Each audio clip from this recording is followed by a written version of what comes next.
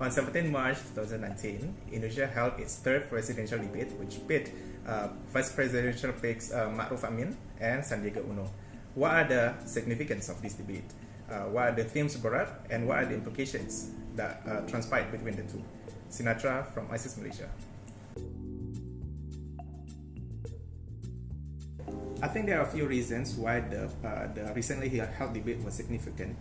The first one being that it was held exactly a month before the poll booths opened on 17 April 2019. Secondly, this was also the first platform that pit both Ma'ruf Amin and Sandiaga Uno together on the same platform. So not only we were able to measure their ability to sell themselves to the audience, but also how they engage each other in a critical discussion, basically. The third reason is that this debate encompassed such issues such as health, education, labor force, and social culture.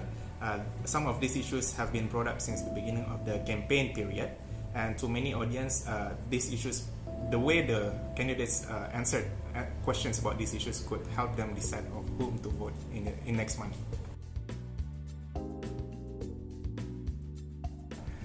I think both candidates engage in different strategy during the debate, but it is in my opinion that Sandiaga Uno, who is Prabowo's running mate, performed slightly better in the event. This is because of three reasons. First of all, he drew examples from real-life experience, so he engaged people from 1,500 places all over Indonesia, and he used these examples to bring more weight to his claims and arguments during the debate. The second reason is that Sandiaga Uno knows he is a showman, so he utilized this to his advantage. For example, he used several gimmicks throughout the debate. He wished Ma'ruf Amin a happy birthday at the beginning. He also used the good wife tactic by asking his wife to stand up from among the audience, and he also took out his identity card from the wallet and asked his supporters to do the same. So all this actually created a positive image around him. The third reason is that Sandiaga Uno engaged in constant but subtle criticism against Ma'ruf Amin. He did this by highlighting government flaws and failures, and also contradicted some of Ma'ruf Amin's claims. But he didn't do this in an aggressive way to the point that audience would be put off by his claims and arguments.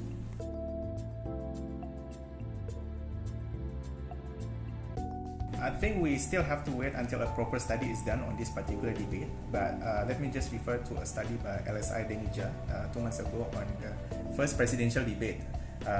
The study actually found out that only less than 15% voters watched the debate, whereas less than 3% actually said they would change their minds after watching the debate. So from this example alone, it would be inferred that the electoral process of debates are actually quite low. In addition to that, this debate also occurred within the same time frame as many other developing issues in the country, which are quite high profile in my opinion.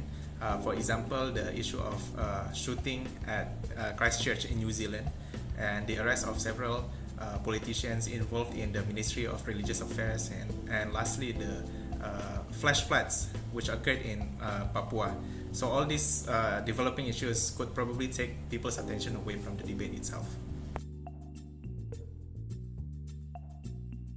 I think we have to respect this kind of process because it's sort of like consistent with the ongoing democratization in the country too. But at the same time, I also have to voice out my opinion that the quality of this debate could still be improved.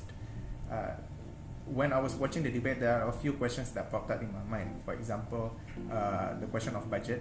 Even though each candidate proposed many programs and projects which they promised they would execute if they're elected, where are they getting the money from to finance each of these projects?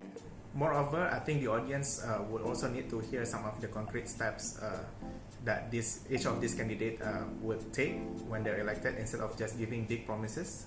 For example, Sandiaga Uno said he would solve the BPJS problem within 200 days. But what are the steps that he was going to take to achieve that objective? Same with Ma'ruf Amin, because he sort of gave some inconsistencies during his debate. He said that he would develop a national research body, but we already have research body at national level in the country. So how do you actually reconcile the reality with what he's actually trying to project? Ultimately, I have to say that this debate was more about personal campaign than an actual conversations between the two. There was a lack of interaction between the two candidates. There was not much clash of ideas throughout the debate. I think clash of ideas only occurred a few times in the 2-hour period.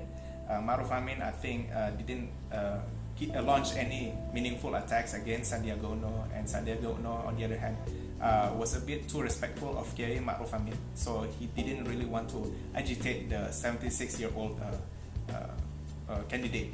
So I just hope that in the future, when we're having the fourth and final debate in the upcoming 30th of March 2019, we will see a more dynamic exchange between Jokowi and Prabowo.